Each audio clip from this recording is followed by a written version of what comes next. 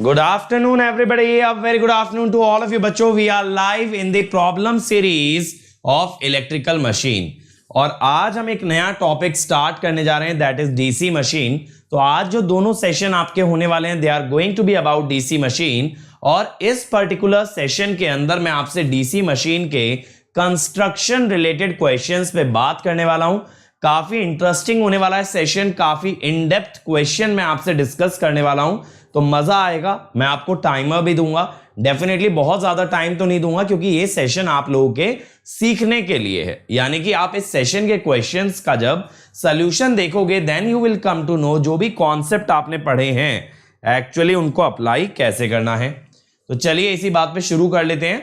Let me start by introducing my self. My name is Ankit Goyal. I got AIR1 twice in GATE in 2014 and 2018. I was awarded President of India Gold Medal in the year 2013 when I graduated from IIT Indore. Till date, I have trained more than 1 lakh students in the online and the offline classes, and I am currently working as a director at an academy for GATE department. अब मेरे बारे में ये सारी बातें बहुत से बच्चे जानते हैं, लेकिन मैं कहता हूं बेटा what matters the most? Matter ये करता है कि ये जो पर्टिकुलर चैनल है it is working really hard. It is bringing all the more new initiatives in order to make you guys successful. आपकी सफलता के लिए दिन रात यहां पे मेहनत की जाती है और ये मेक श्योर किया जाता है कि आप लोग सबसे आगे रहो. और इसी के तहत एक के बाद एक नया इनिशिएटिव आता है और आप तक best of the best initiative, best knowledge, best form के अंदर पहुंचाई जाती है. अब लेकिन हमारे जो इनिशिएटिव, हमारी जो मेहनत है वो YouTube तक रिस्ट्रिक्टेड नहीं है. It is also available on Unacademy app. तो आप आज ही अनअकैडमी ऐप इंस्टॉल कीजिए और हमारे फ्री इनिशिएटिव्स का फायदा लीजिए using the code Ankit ESE. Other than that देखो बेटा, मेरी सारी स्पेशल क्लास आपको एक जगह मिलती है, bit.ly/अंकित ESE. यहां पे जाओगे तो अपकमिंग में मेरी सारी स्पेशल क्लासेस आप लोग पाओगे. तो वहां से देख लेना जो भी क्लास आपको देखनी है, और जो ऑलरेडी लग चुकी हैं वो अलग अलग फोल्डर्स में मिल जाएंगी. और अगर प्लस पे आते हो तो मिलेंगे इंडिया के सभी टॉप एजुकेटर्स के लाइव क्लास, कॉम्प्रिहेंसिव के साथ साथ क्रैश कोर्स. ना सिर्फ इतना, daily assignment, weekly test series, question bank. और बेटा मैं स्पेसिफिकली इलेक्ट्रिकल EC वाले बच्चों के लिए डाउट सॉल्विंग बैच रन करता हूं, जहां every day at 5 PM I am solving the doubts of the students.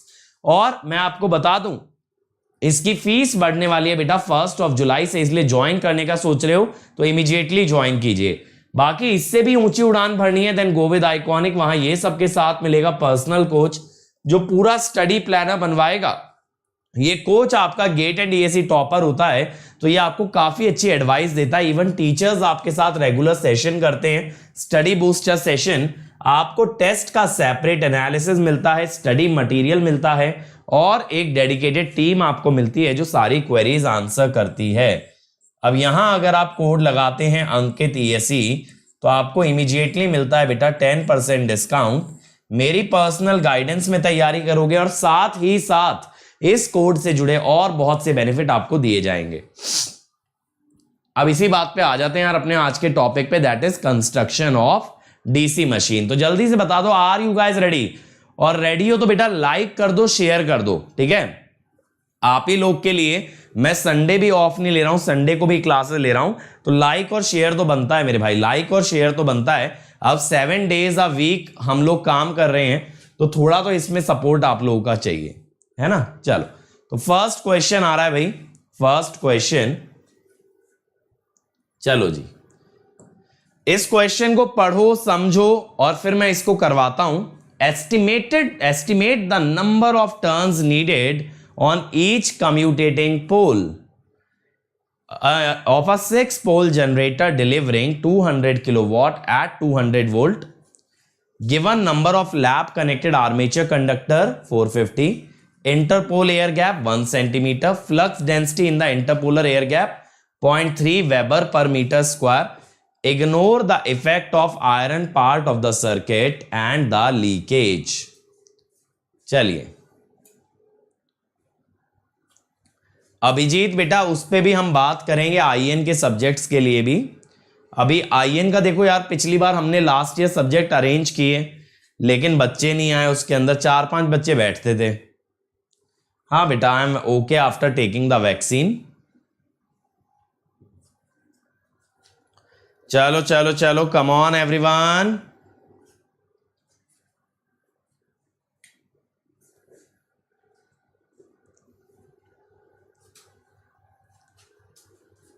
बताओ भाई, number of turns needed on each commutating pole. Commutating pole कौन से होते हैं? इंटरपोल। कम्यूटेटिंग पोल कौन से होते हैं? इंटरपोल। आपको इंटरपोलर एयर गैप में फ्लक्स डेंसिटी दे रखी है, एयर गैप दे रखा है। देखो मैं इसको बताता हूं। एक्चुअली देखो बच्चों क्या होता है। अब ये जो आपका आर्मेचर रिएक्शन होता है, ये तो आप जानते हो ट्रायंगुलर वेवफॉर्म होती है।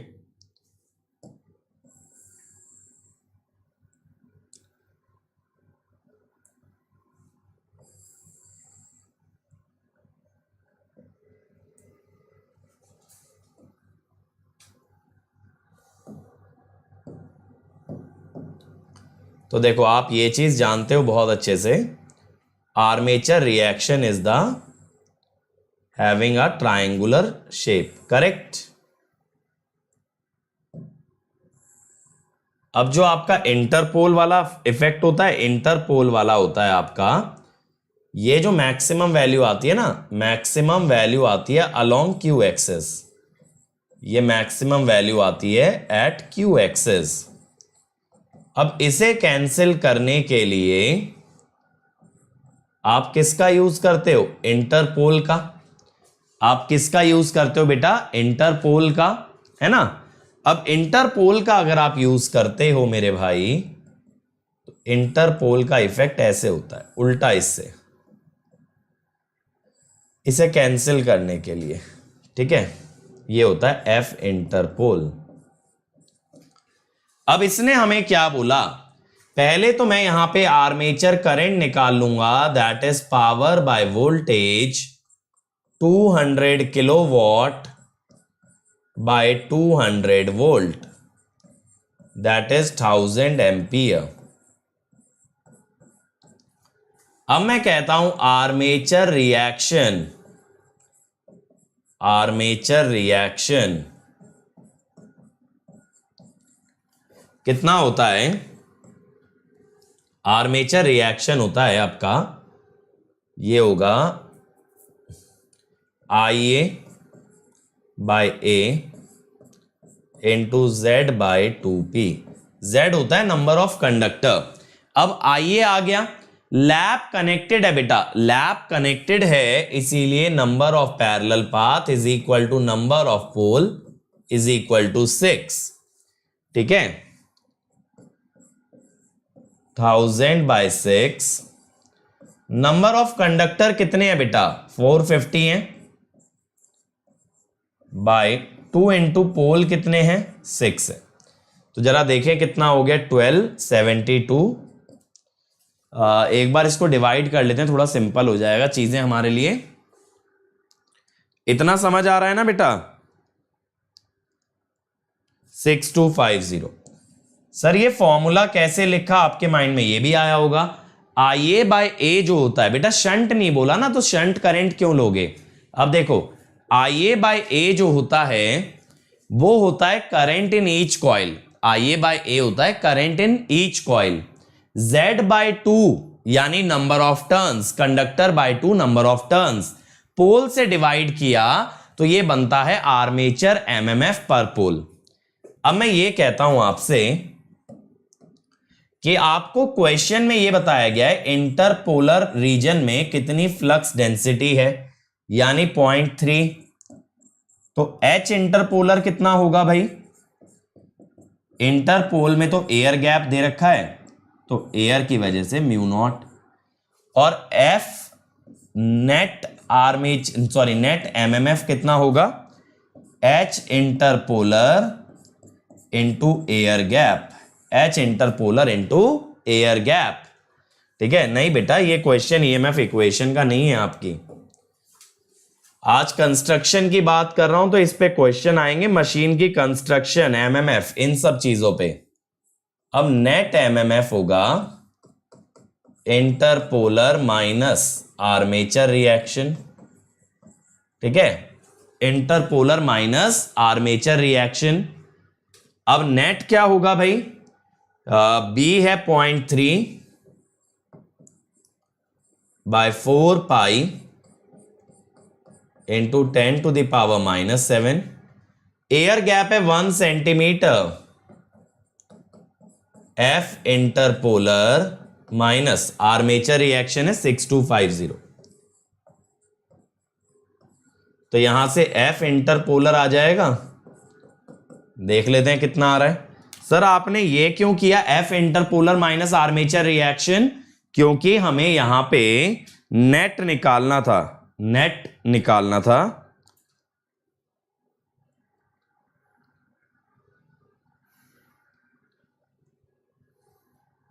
हाँ बेटा, कॉइल पिच और आपका बैक पिच एक ही बात है। 8637.324। अब ये क्या होगा, इंटरपोल होते हैं सीरीज में आर्मेचर के, तो इनमें करंट जाता है एन इंटरपोलर इंटू आई। तो एन इंटरपोलर हो गया, आपने 9 बोल दिया। क्या पूछा था इसमें, नंबर ऑफ टर्न्स पूछे थे ना, तो नंबर ऑफ टर्न्स हो गए हमारे पास 9। ठीक है, नंबर ऑफ टर्न्स हो गए हमारे पास 9। ठीक है, चलो अगला करो भाई। Determine per pole the number of cross ampere turn, back ampere turn of series turn to balance the back ampere turn in case of a direct current generator having the following data। ये जल्दी बनना चाहिए बेटा।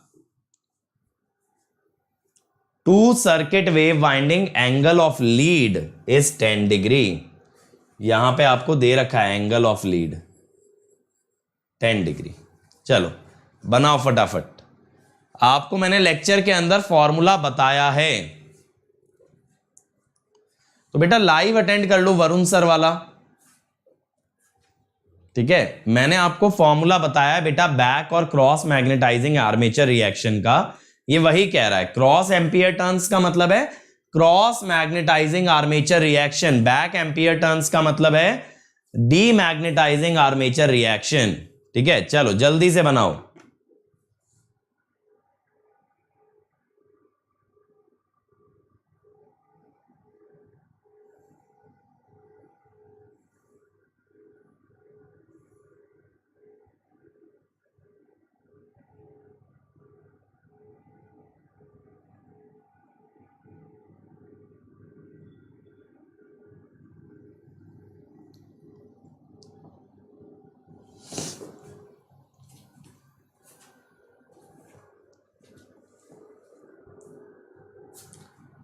Pole pitch बेटा 180 degree होती है, 360 by P क्या कर रहे हो?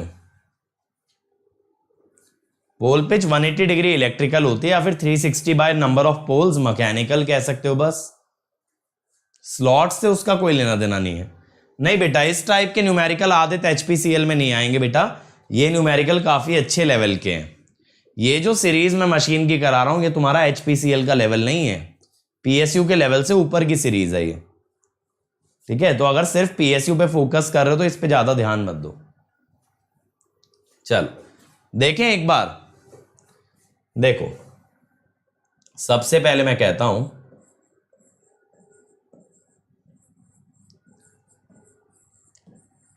Cross magnetising armature reaction is IA by A into Z by 2P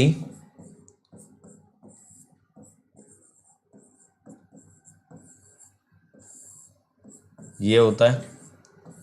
ठीक है, अब एंगल ऑफ लीड अगर 10 डिग्री दिया है तो मैं ये मान के चल रहा हूं कि बेटा ये जो एंगल है ये मैकेनिकल में दिया है, तो मैं कहता हूं थीटा क्या होगा 10 इंटू पी बाई 2 यानी 30 डिग्री लेके चलूंगा।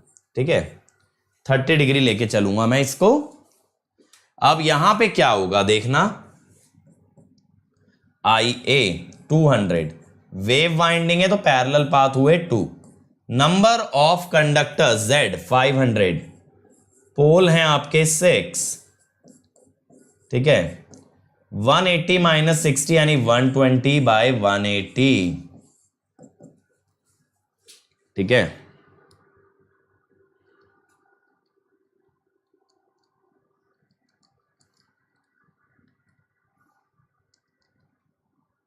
टू 778 अप्रोक्सीमेटली इतना आ गया, ठीक है।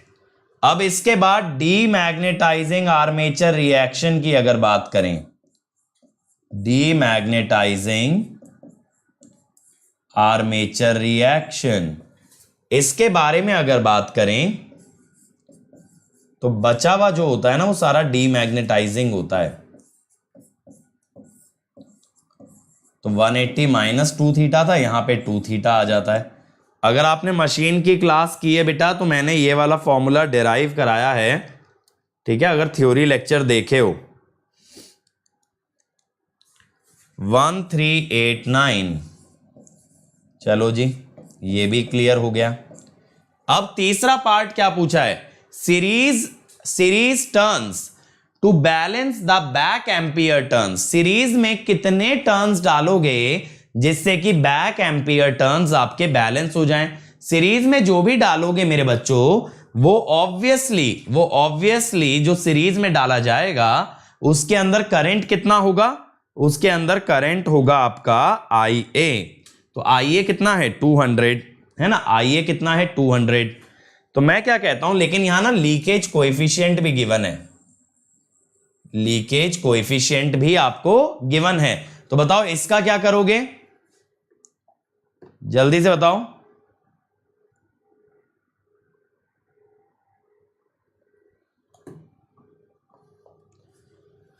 लीकेज कोएफिशिएंट का क्या करोगे, आप यहां पे बोलोगे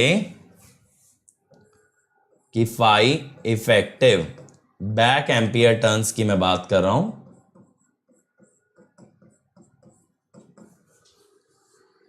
हाँ ये कितना है 1389,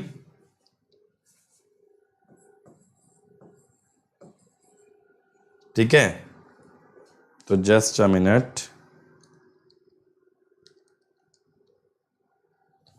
तो ये जो होगा ना ये होगा आपका, या फिर ऐसा लिख देता हूं, पहले लिख देता हूं, this must be balanced bye series winding. लेकिन लीकेज कोएफिशिएंट क्यों दिया है, क्योंकि सीरीज वाइंडिंग का सारा फ्लक्स इसे बैलेंस करने में नहीं जाएगा, कुछ फ्लक्स लीक हो जाएगा, कुछ फ्लक्स लीक हो जाएगा।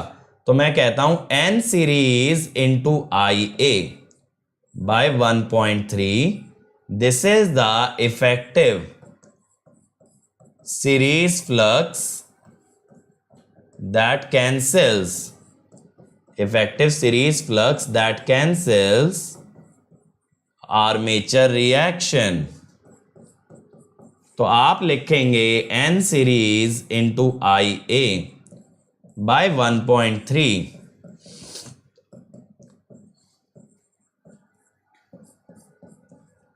यहां से अप्रोक्सीमेटली आ जाएगा 9, है ना। दत्ता जी सीरीज वाइंडिंग में IA बाय A नहीं जाएगा, जो वाइंडिंग आर्मेचर वाइंडिंग के सीरीज में नहीं है, आर्मेचर टर्मिनल के सीरीज में है, उसमें पूरा करंट IA जाता है, चाहे फिर वो इंटरपोल हो, चाहे सीरीज फील्ड वाइंडिंग हो, फिर चाहे वो कंपेंसेटिंग वाइंडिंग हो, उसमें पूरा IA जाता है, क्योंकि वो वाइंडिंग ब्रशेस के बाद कनेक्टेड होती है और ब्रश के बाहर करंट होता है IA, तो वो that carries the complete IA। Next, calculate the ampere turns for each commutating pole of 8 pole generator with 107 slot, each containing 1000 ampere conductors, ठीक है 1000 ampere conductor। the interpole air gap दिया है, flux density दी है। हाँ भाई PDF दे दूंगा, अब तुम क्वेश्चन करोगे कि PDF लेके ही जाओगे, बताओ यार। देखो फालतू का ना डिस्ट्रैक्ट नहीं किया करो, मेरी चैट के अंदर फालतू कमेंट करोगे मैं ब्लॉक कर दूंगा। आपको लेक्चर से रिलेटेड बात करनी है आप बिल्कुल कीजिए, ठीक है। लेकिन जब क्वेश्चंस इतने अच्छे लेवल के, इतने इंसाइटफुल चल रहे हैं ना, तो स्पैमिंग नहीं। ठीक है, चलो अब आंसर दो इसका।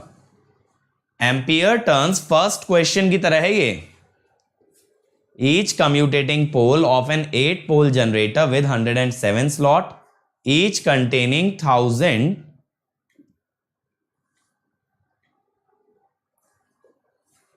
MMF बताना है। अच्छा, 1000 एम्पियर कंडक्टर कह रहा है ये, यानी ये IA इंटू जेड दे रखा है एक तरह से, हर एक के अंदर I इंटू जेड। ठीक है, तो S बाय P कर लो ना श्रेष्ठ, फिर एक पोल के नीचे S by P number of slot आएंगे। ठीक है, चलो जल्दी से बताओ।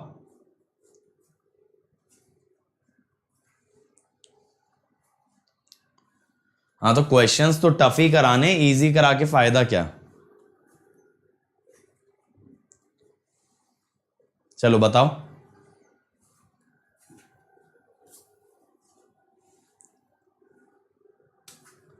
बोलो बंधु, क्या आएगा आंसर।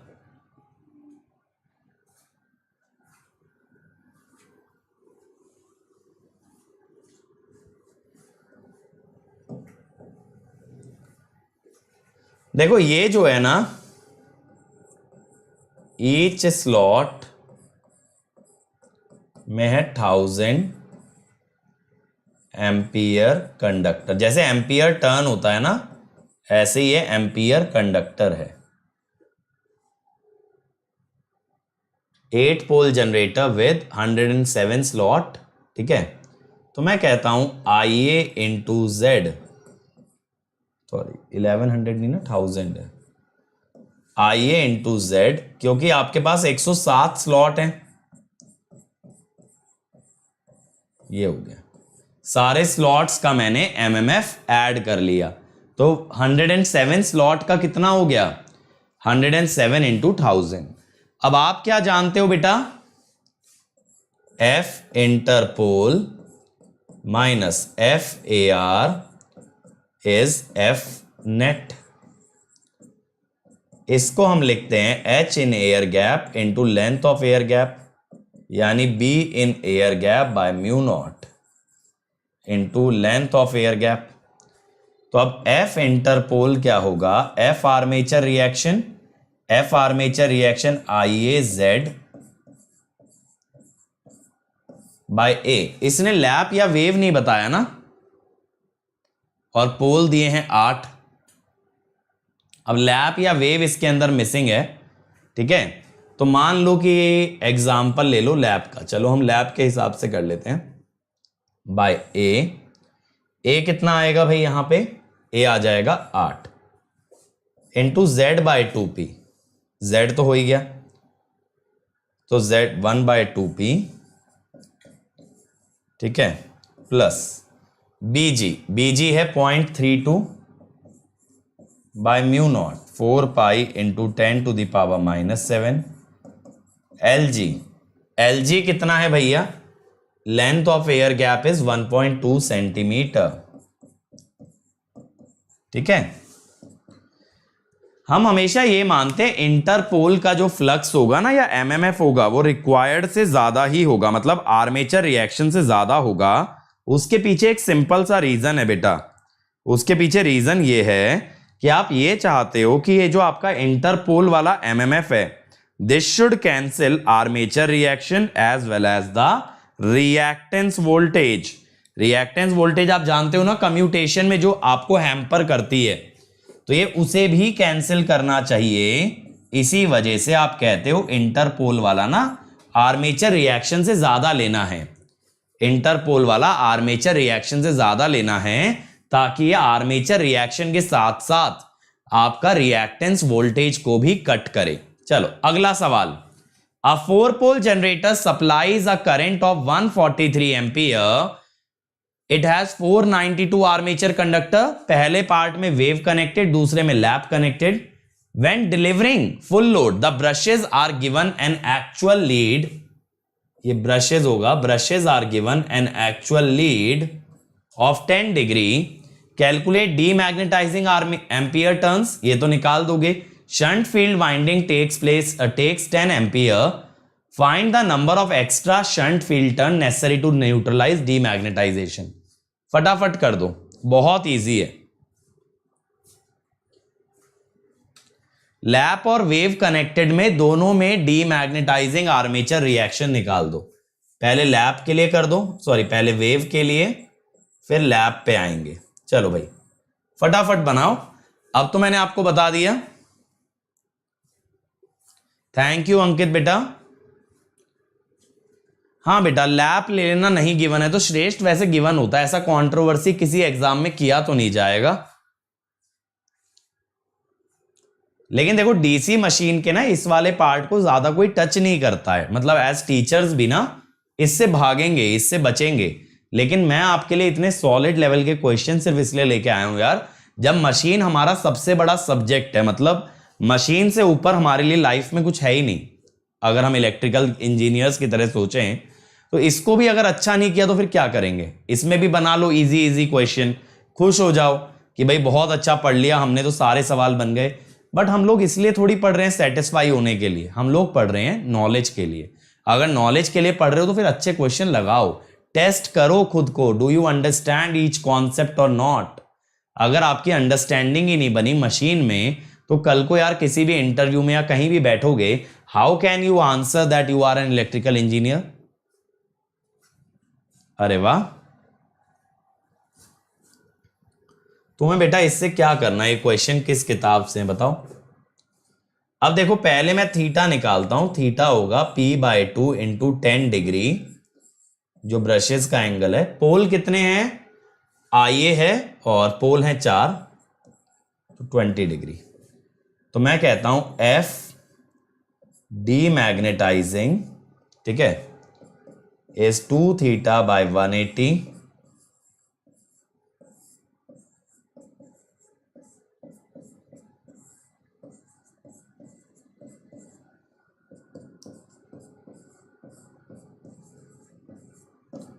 IA है 143, वेव कनेक्टेड है तो पैरेलल पाथ हुए 2, कंडक्टर है 492 बाई 2 इंटू 4, ठीक है।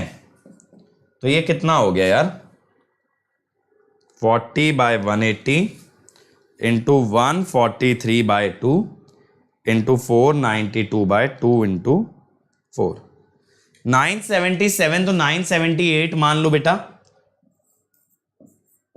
ठीक है। अब ऐसे ही मैं कर देता हूं लैप के लिए। लैप में भी थीटा तो आपको 20 डिग्री ही लेना पड़ेगा। अब F डीमैग्नेटाइजिंग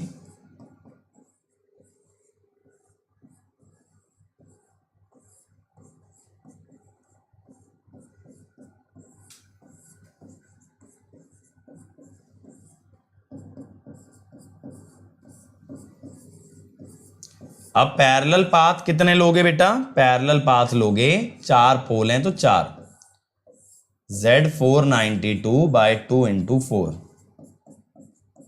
तो ये आपका आ जाएगा 479, 450 और 29, नहीं 450 तो 900, हाँ 4 कितना आएगा 489,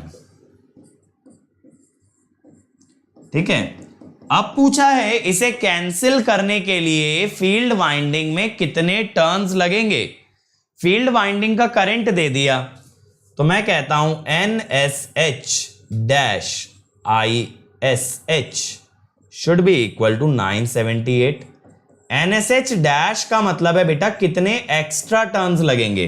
कुछ टर्न्स तो पहले से हैं, ठीक है, कुछ टर्न्स तो बेटा पहले से हैं और उसमें आप एक्स्ट्रा टर्न जोड़ के लगा रहे हो, तो आप कह सकते हो 98 टर्न्स। और इधर क्या बोलोगे,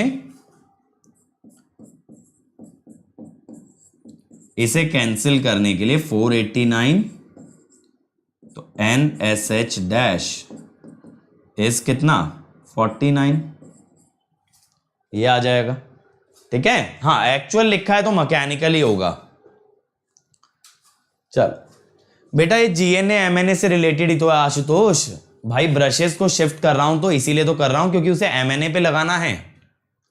चलो अगला देखो, अ कम्यूटेटर डायामीटर, क्या बोल रहे हो, जनरेटर सप्लाईज अ करंट बोला है, एक मिनट 153 लेना चाहिए था क्या अपने को, हाँ यार यहां पे ना एक गलती हमने कर दी, एक्चुअली हमको ये 153 लेना चाहिए था।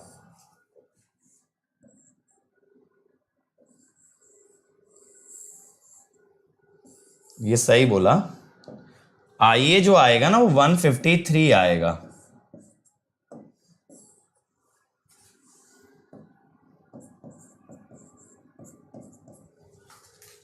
क्योंकि शंट करंट है ना, तो बेटा ISH ऐड नहीं, वो सब्ट्रैक्ट नहीं होगा, ऐड होगा, जनरेटर है ना। हाँ तो ऑलमोस्ट 1046,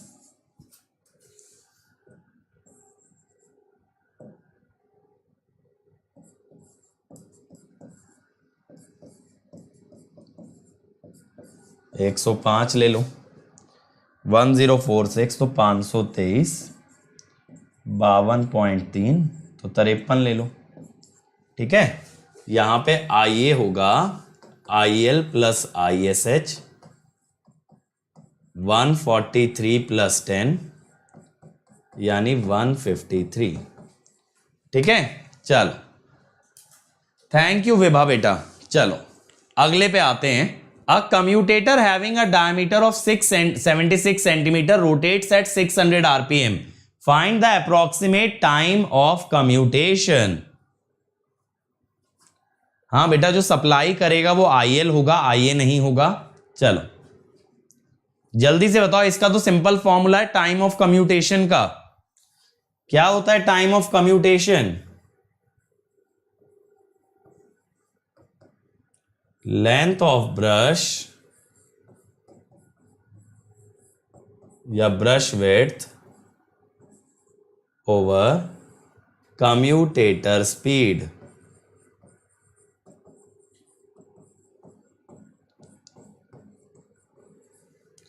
तो ये कितना है भाई 1.5 सेंटीमीटर, और स्पीड होती है बेटा लीनियर स्पीड होती है R ओमेगा, है ना, मैकेनिक्स में ये तो जानते ही हो ना, R इंटू एंगुलर स्पीड होती है लीनियर स्पीड। अब रेडियस होगा डायमीटर का उल्टा, डायमीटर का हाफ, और ओमेगा, ओमेगा होगा 2π/60 इंटू 600, ठीक है। ये होगा 1.5/38/20/π, ये हुआ 0.628 मिली सेकेंड। देखो कितना इजीली आ गया, समझे, ये मेथड समझ आया। तो बेटा मैं आपको वैरायटी ऑफ क्वेश्चन दिखा रहा हूं, क्वेश्चन देखने पे फोकस करो इस समय पे कि कैसा क्वेश्चन बन सकता है और कैसे उसे टैकल किया जाता है। अब देखो जैसे आप डीमैग्नेटाइजिंग आर्मेचर रिएक्शन सीख गए, क्रॉस मैग्नेटाइजिंग सीख गए, इंटरपोलर फ्लक्स डेंसिटी निकालना सीख गए, है ना, और यहां पे कम्यूटेशन टाइम निकालना हमने देख लिया। अगला देखो, 4 pole lap connected DC generator, if one of the brushes is removed, ये मैंने लेक्चर में भी कराया, फटाफट से आंसर दो। अगर एक ब्रश रिमूव करते हैं तो ईएमएफ और पावर पे क्या फर्क पड़ता है, फटाफट दो। मैंने 4 ब्रश का भी कराया था आपको, 4 पोल का भी और 6 पोल का भी, लेक्चर के अंदर 4 पोल और 6 पोल दोनों हमने किया है। तो आप बताओ क्या होगा बेटा, चलो चलो चलो भाई। देखो मैं आपको एक सिंपल सी बात बोल रहा हूं यार, इस मशीन सीरीज में जो क्वेश्चन कर रहे हो इससे टफ क्वेश्चन किसी एग्जाम में नहीं आएंगे, यानी इसके बाद आप निश्चिंत रह सकते हो कि भाई अगर मेरे से ये समझ आ रहे हैं मुझे तो मैं कुछ भी कर सकता हूं।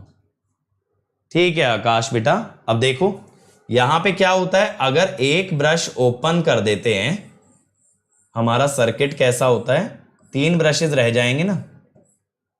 मान लो हमने इधर वाला ब्रश खोल दिया, इधर जाने दो,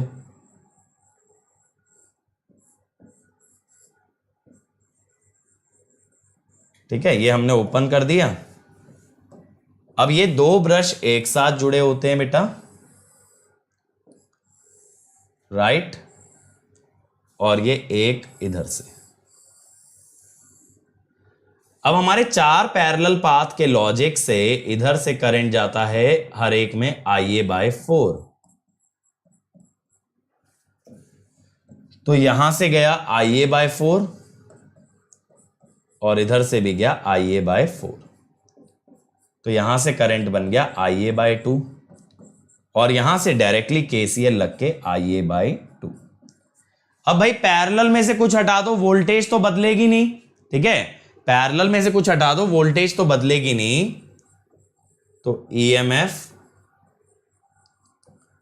remains same which is equal to E। और टोटल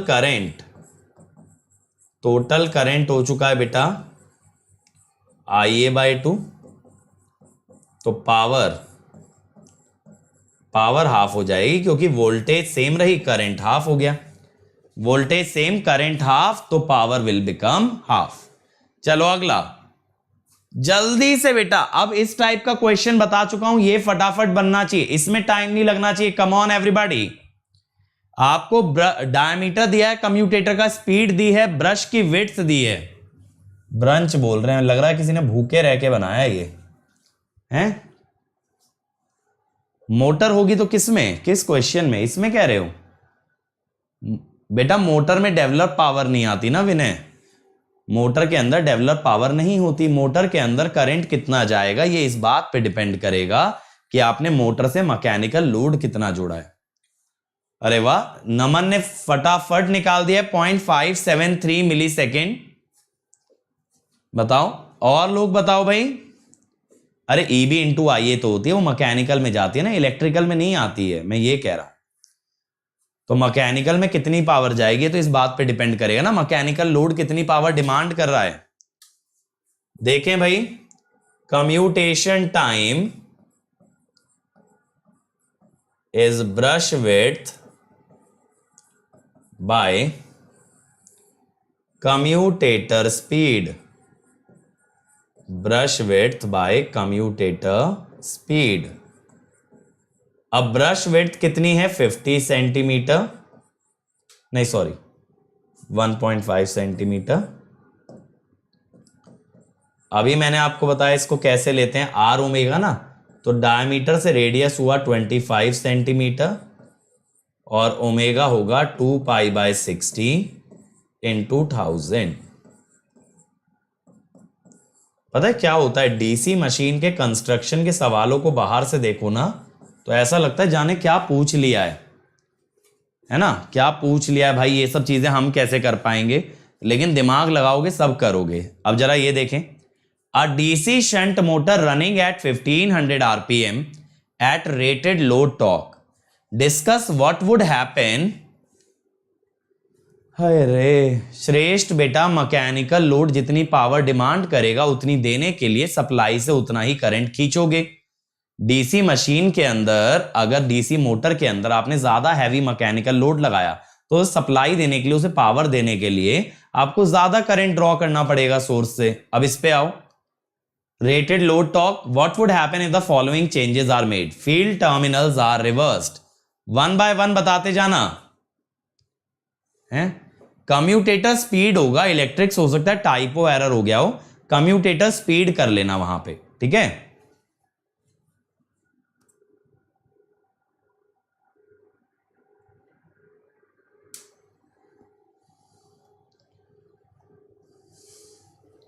बताओ भाई, मोटर चल रही है, आपने उसके फील्ड टर्मिनल्स को रिवर्स कर दिया, क्या होगा? रिवर्स रोटेशन कह रहे हैं। और लोग बताओ भाई। देखो सबसे पहले मैं बोलता हूं क्या होगा, फील्ड फ्लक्स रिवर्सेस, जिससे टॉर्क रिवर्सेस, ठीक है। तो नाउ डेवलप टॉर्क अब स्पीड को अपोज करेगा, अपोजेस ओमेगा। सो मोटर स्पीड रिड्यूस होने लगेगी। भाई टॉर्क रिवर्स हो गया, स्पीड तो अभी भी उसी में है। मोटर स्पीड रिड्यूस होने लगेगी। ठीक है, अब मोटर स्पीड रिड्यूस होते होते ग्रेजुअली बनेगी जीरो। ठीक है, ग्रेजुअली बनेगी जीरो। अब उसके बाद क्या होगा? उसके बाद आपका लोड तो लगा हुआ है अभी भी। ठीक है, मैं कह रहा हूं यहां पे ग्रेजुअली बिकम्स जीरो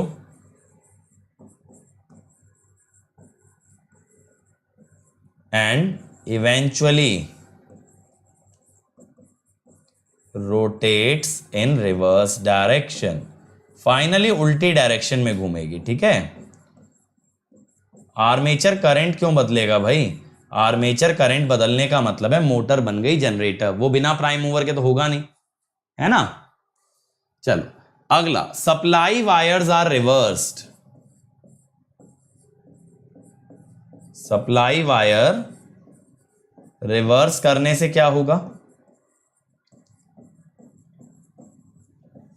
तो यहां पे ISH and IA both reverse, दोनों रिवर्स होंगे। ठीक है, torque remains in same direction. Supply wire अगर आप रिवर्स करोगे, बी वाला प्लगिंग, प्लगिंग में बेटा सप्लाई नहीं रिवर्स करते, आर्मेचर के टर्मिनल रिवर्स करते हैं। ये कैसे ऊपर को जा रहा है?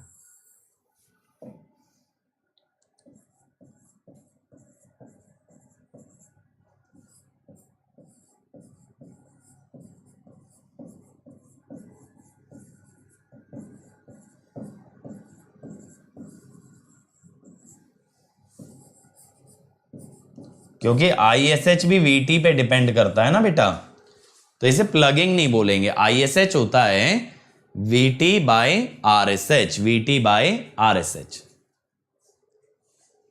बेटा लोड को टॉर्क कैसे मिलेगा शुभम? अब लोड जैसे मान लो आपका पंखा है, पंखे के ब्लेड हैं, अगर मोटर का टॉर्क घटने लगा धीरे धीरे वो भी स्लो डाउन होगा। हाँ, if only armature terminal are reverse तो वो प्लगिंग होती है। Brushes are shifted opposite to rotation.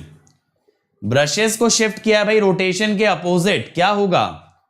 It improves commutation, है ना। मोटर में तो अपोजिट ही रोटेट करते हैं ना, मोटर के अंदर ब्रशेस को रोटेशन से अपोजिट मूव करते हैं, जनरेटर में सेम डायरेक्शन में। D, brushes are shifted in the direction of rotation.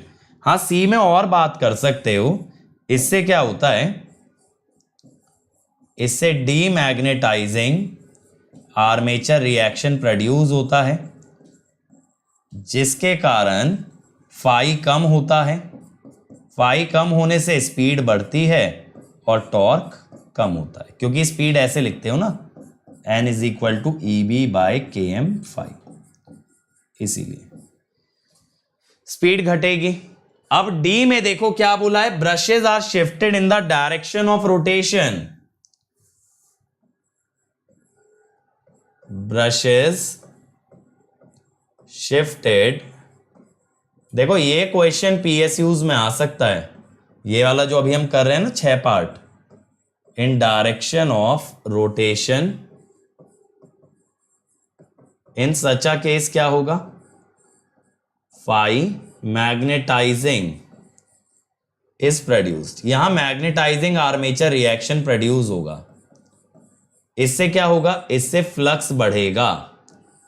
इससे क्या होगा? स्पीड घटेगी और टॉर्क बढ़ेगा। मैंने रिलेशन बता दिया पहले ही।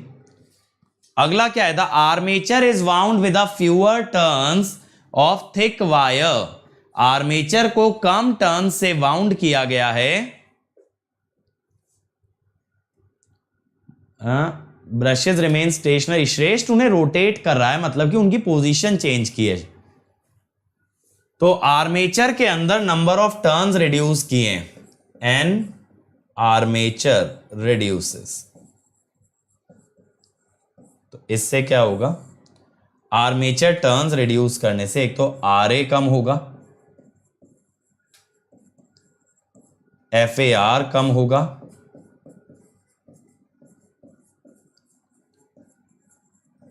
ठीक है, और थिकर वायर लगाने से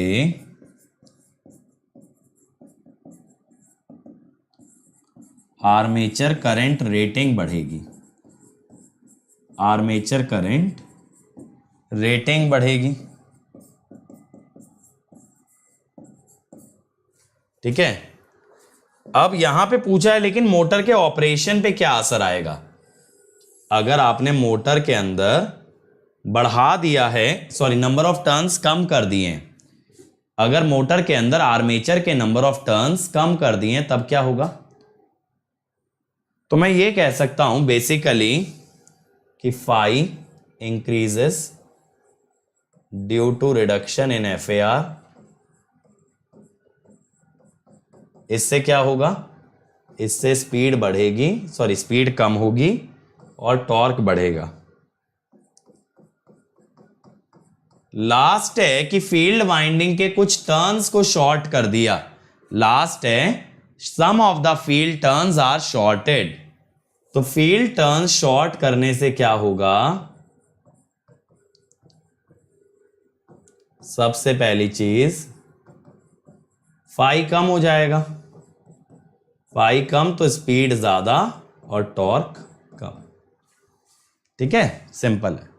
अगले पे आओ भाई। A 4-pole DC generator has 1200 conductors and generates 250 volt open circuit running at a speed of 600 RPM. The diameter of the pole shoe circuit is 0.35 meter and ratio of pole arc to pole pitch, rotates नहीं है, ratio होगा, ratio of pole arc to pole pitch is 0.7, while length of air gap is 0.2 meter. Assume lap connected armature winding. Calculate average magnetic flux density produced. बताओ भाई, average magnetic flux density produced. बेटा सारे turns थोड़ी short किए हैं, सम of the turn short किए हैं। श्रेष्ठ यहां पे लॉसलेस मान के ना बेटा VT और EMF को सेम मान लेते हैं। तो जब VT कांस्टेंट है तो EMF कांस्टेंट है। मोटर के अंदर EMF is governed by the applied voltage. तो इस तरह के क्वेश्चन में आप लॉसेस को इग्नोर करके ये मानते हो terminal voltage and EMF are same. चलो बताओ। A 4-pole DC generator has 1200 conductors, generate 250 volt on open circuit, running at a speed of 600 RPM. बताओ। यस अंकित, RPM वाली जो स्पीड होती है वो टैकोमीटर से मेजर होती है।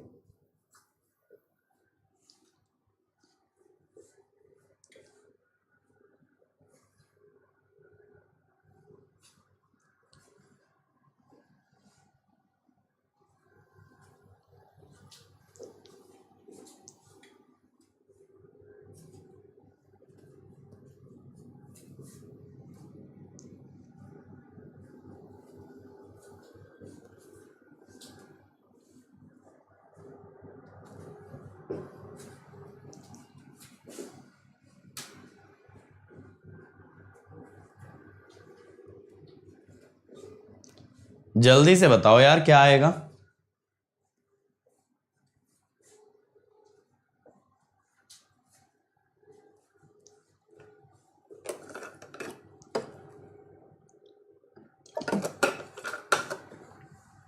सॉल्यूशन बताऊं, चलो देखो, ये जो ओपन सर्किट वोल्टेज है ये है EMF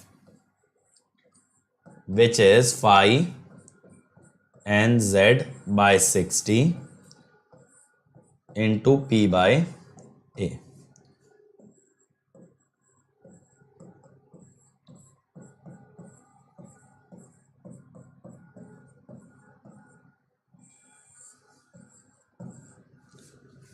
P by A lap connected है, क्या है लैप कनेक्टेड, तो parallel path is equal to पोल।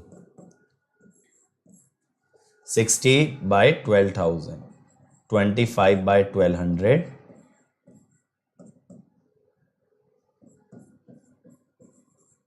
ठीक है, ये हुआ। अब भाई ये तो हमें मिल गया फ्लक्स। अब ये फ्लक्स से बी एवरेज कैसे निकाला जाए भाई? इस फ्लक्स से बी एवरेज कैसे निकाला जाए? ये है आपका फ्लक्स पर पोल, ठीक है, ये पर पोल है। तो आप यहां पे क्या करेंगे,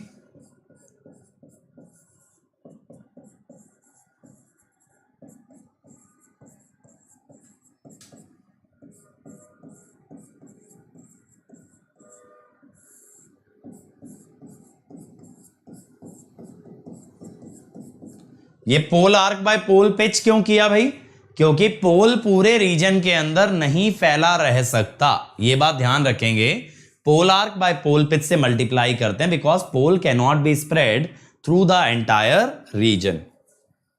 तो 1/48, ये रेशो 0.7 दिया है, 1/0.7 इंटू 1 बाय एरिया।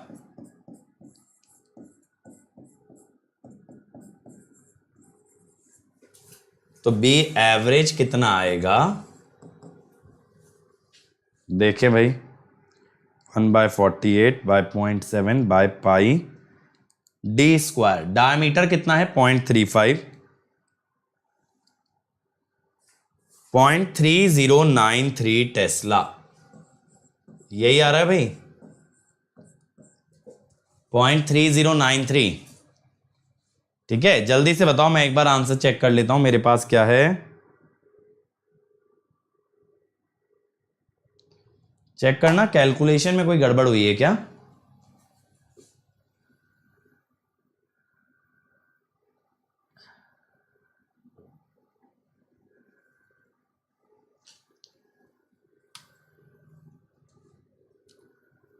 हाँ,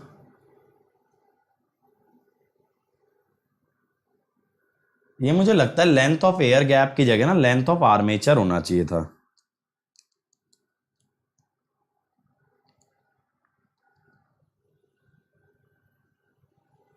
अच्छा, पी नहीं लिया ना मैंने।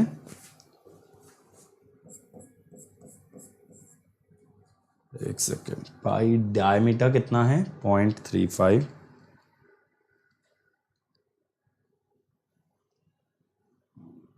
पोल कितने हैं? 4 है।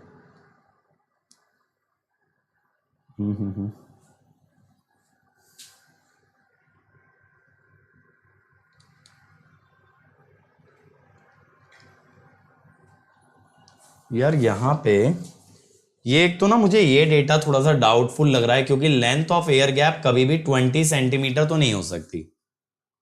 20 centimetre length of air gap तो नहीं हो सकती। अब दूसरा यहां पे क्या है? बी एवरेज बाय पी है, ठीक है।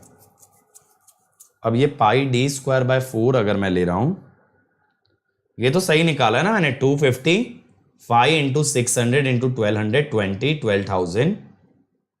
तो 12,000 से एक गया 1200, तो 1/4 और फिर 8, ठीक है, ये 1/48 तो सही है।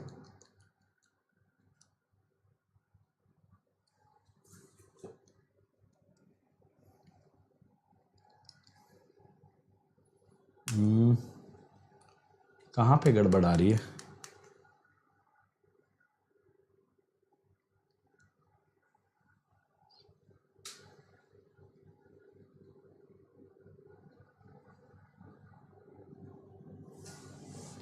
या तो ऐसा करें,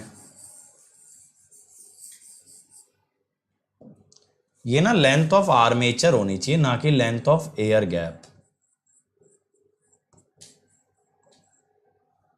मेरे अनुसार। तो यहां पे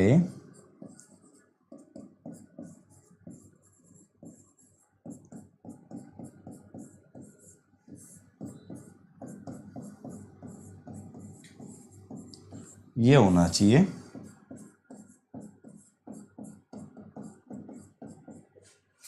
तो अब यहां से कितनी वैल्यू आएगी देखें एक बार। हाँ, 2πRL कर्व्ड सरफेस एरिया हमें लेना चाहिए।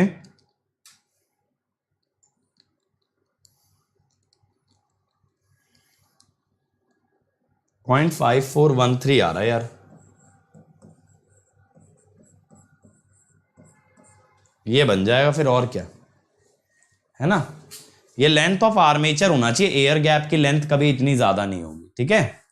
चलो अगला, measurement of a small PMDC motor indicated होगा, इंड्यूस्ड नहीं होगा, indicated that it has an armature resistance of 75 ohm with an applied armature voltage of 6 volt.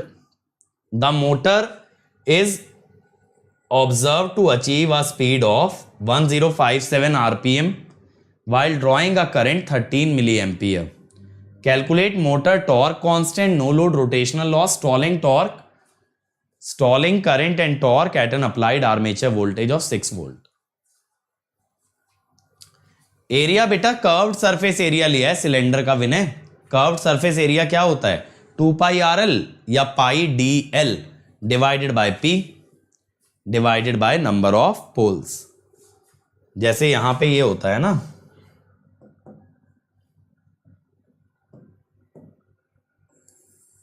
ये हो गया आपका, ये डायमीटर उसने हमें दिया था d, और इस डायरेक्शन में ये लेंथ होती है L। तो कर्व्ड सरफेस एरिया लिया है क्योंकि यहां पे जो पोल होंगे ना, पोल ऐसे इसके अराउंड बने रहते हैं, ठीक है, पोल इस टाइप से होते हैं,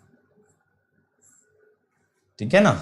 तो पोल्स ऐसा होता है कि जैसे इस आपका सिलेंडर है तो पोल इस पे आपका फ्लक्स डालेगा, तो इसके कर्व्ड सरफेस एरिया पे, ठीक है। चलो अब ये वाला बनाओ जल्दी से। आपको आर्मेचर रेजिस्टेंस दिया है 75 ओम, आर्मेचर वोल्टेज 6 वोल्ट, करंट दिया है 13 मिली एम्पियर और स्पीड दे रखी है। आपसे पूछा है मोटर टॉर्क कांस्टेंट, बताओ कैसे निकालोगे।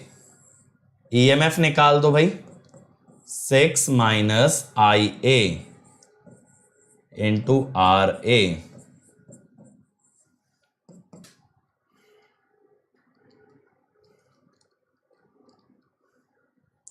5.025। अब मोटर कांस्टेंट होगा ईएमएफ बाय ओमेगा। टॉर्क और स्पीड, टॉर्क और ईएमएफ का सेम कांस्टेंट होता है, बट कंडीशन ये होती है कि स्पीड आरपीएम में ली जाए, सॉरी स्पीड जो है आपकी रेडियन पर सेकंड में ली जाए, मैं आरपीएम बोल रहा हूं।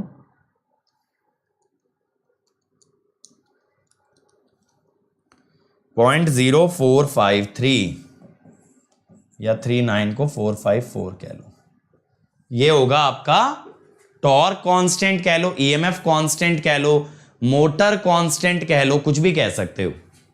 नो लोड रोटेशनल लॉस, तो बेटा हमें क्या पता है, developed power at no load is actually equal to P rotational, ठीक है।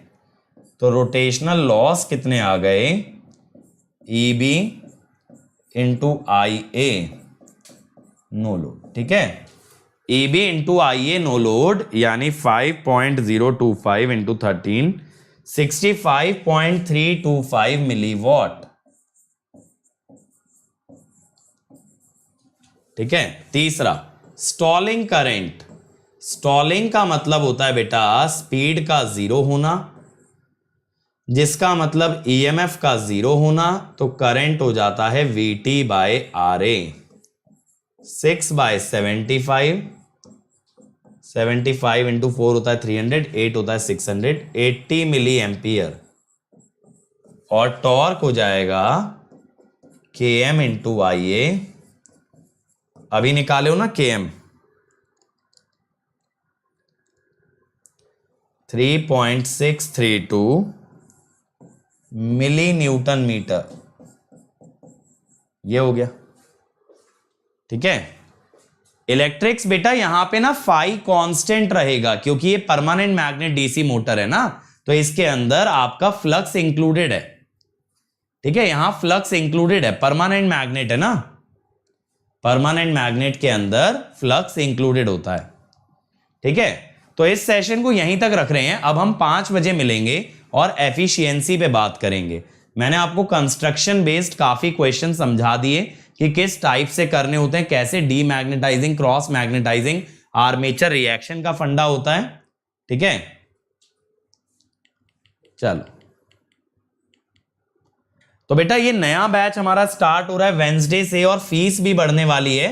सिद्धार्थ सर नेटवर्क स्टार्ट कर रहे हैं, इसीलिए जल्दी से जल्दी ज्वाइन करो, जल्दी से जल्दी ज्वाइन करो। अगर बेसिक से पढ़ाई करनी है, सिद्धार्थ सर पढ़ाएंगे एकदम बढ़िया नेटवर्क, तो आप लोग ज्वाइन कर सकते हो। और मेरा मशीन्स का कॉम्प्रिहेंसिव कोर्स आने वाला है जिसमें मोर देन 160 आवर्स का कंटेंट है, डेली असाइनमेंट मिलेगा, हर संडे टेस्ट होगा और सारे डाउट्स भी आंसर किए जाएंगे। और बेटा अब होगी नेक्स्ट वीकेंड पे क्विज, यानी क्या पड़ेगा, 4 तारीख को आपका होगा कॉम्बैट।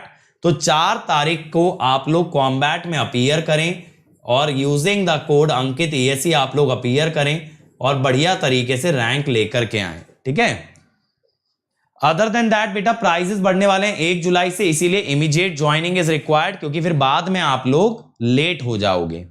और अंकित ESE कोड से आपकी 1 ईयर फीस होती है 27,225, 18 मंथ्स 34,650, 2 इयर्स 39,600। तो बेटा 2 इयर्स को प्रेफर करना, क्योंकि मिनिमम फीस है, इंस्टॉलमेंट में दे सकते हो या फिर एजुकेशन लोन भी ले सकते हो। Iconic for 1 year 45,225, 2 year 66,600। Again बेटा प्रेफर गोइंग फॉर 2 इयर्स, यहां आपकी पर मंथ फीस मिनिमम होती है। और ये है मेरा अनअकैडमी प्रोफाइल, इसको फॉलो कर लेना, मैसेज कर सकते हो। This is my Telegram channel just to stay connected. So thank you everyone, like share subscribe जरूर करें और कमेंट करें वीडियो के नीचे कि लेक्चर कैसा लगा। अब हम लोग मिलेंगे 5 PM। Thank you.